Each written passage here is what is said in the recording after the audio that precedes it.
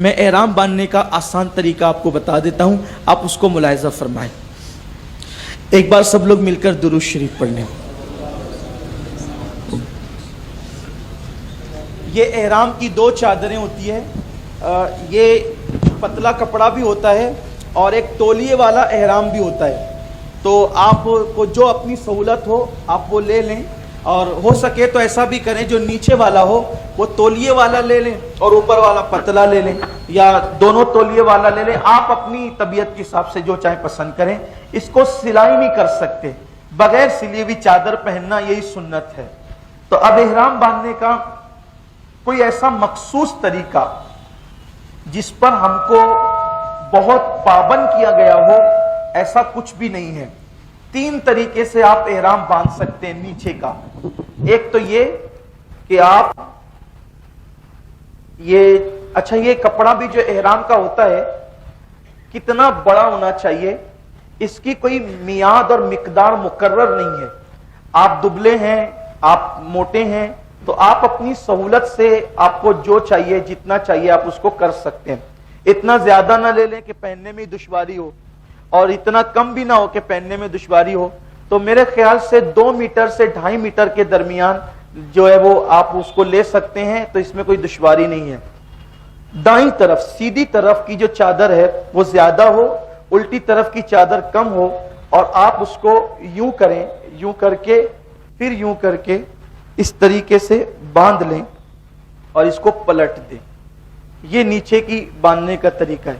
دوسرا طریقہ یہ ہے کہ آپ اس کو لنگی کی طرح، جیسے ہم باندھتے ہیں نا لنگی، اس طریقے سے آپ اس کو اپنی سہولت کے حساب سے، ہمارے شہر میں تو ماشاءاللہ لوگوں کو بہت پریکٹس ہے لنگی پہننے کی، تو کوئی مسئلہ ہی نہیں ہے، اس طریقے سے بھی آپ اس کو باندھ سکتے ہیں۔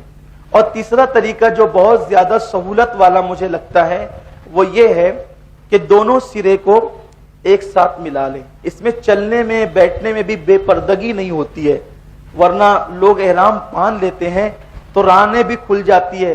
احرام کی حالت میں تو بہت احتیاط کی ضرورت ہے، ان کا بدن دکھتا ہے۔ یہ جو طریقہ ہے یہ بہت محفوظ طریقہ ہے، عام طور پہ اسی طریقے کو میں پسند بھی کرتا ہوں، اور یہی طریقہ مجھے اچھا بھی لگتا ہے، اور اس میں زیادہ پردہ ہے، سطر پوشی اس میں زیادہ ہے۔ یوں آپ باندھ لیں۔ کمر کسنے کے لیے، کمر کسنے کی نیت سے بیلٹ لگانا یہ مکروہ ہے، اس لیے وہ بیلٹ جو کمر کسنے کے لیے عام طور پہ پینٹ میں لگاتے ہیں وہ لگانا مکروہ ہے۔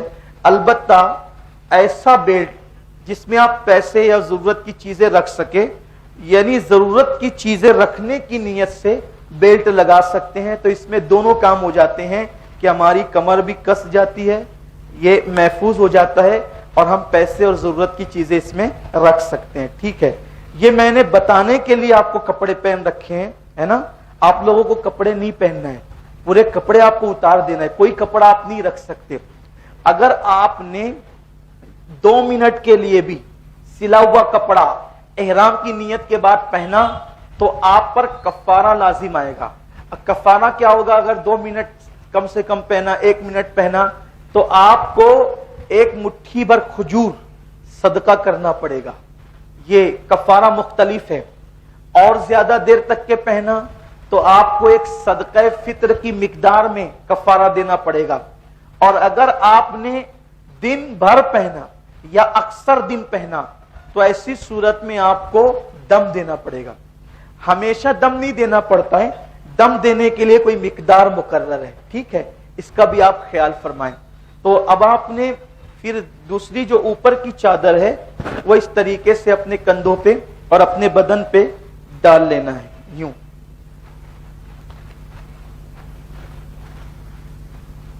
یہ، اور اب آپ نے سارے سلے ہوئے کپڑے نکال دیے اور یہ آپ نے پہن لیا۔ اس طریقے سے احرام میں رہنا یہ سنت ہے۔ کچھ لوگ کیا کرتے ہیں، ایئرپورٹ سے ہی ایسے کرنے لگتے ہیں، ایسے کر کے وہ گھومنے لگتے ہیں، یہ مکروہ ہے۔ یہ کب کرنا ہوگا وہ ابھی آگے آپ کو انشاءاللہ بتایا جائے گا۔ جب بھی آپ حالت احرام میں رہیں گے تو ہمیشہ ایسے ہی رہیں گے، اور احرام کی حالت میں ٹوپی یا امامہ وغیرہ آپ کو نہیں پہننا ہے، اس وقت آپ کو سر کھلا رکھنا ہے۔ ابھی آپ نے یہ چادر اوڑھ لی، ٹھیک ہے، وضو کر لیا تھا، آپ نے احرام کی چادریں بھی اوڑھ لی، لیکن ابھی آپ محرم نہیں ہوئے، یعنی احرام کی پابندی آپ پر صرف چادر اوڑھنے کی وجہ سے لازم نہیں آئی۔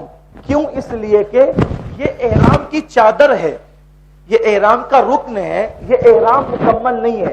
احرام اصل کسے کہتے ہیں؟ نیت کو کہتے ہیں۔ اب یہیں پر خواتین اسلام کے لیے بھی ایک وضاحت کر دوں کہ مردوں کے لیے تو یہ چادر ہے احرام کا کپڑا، عورتوں کے لیے احرام کے لیے کوئی مخصوص کپڑا نہیں ہے۔ عورتوں کے لیے ان کے جو معمول کے کپڑے جو روزانہ وہ پہنتی ہے وہی ان کے کپڑوں کا احرام ہے، اسی میں وہ نیت کر سکتی ہے۔ سفید کپڑا پہنے تو اچھی بات ہے، سنت ہے، لیکن عورتیں رنگین کپڑوں میں بھی احرام کی نیت کر سکتی ہے۔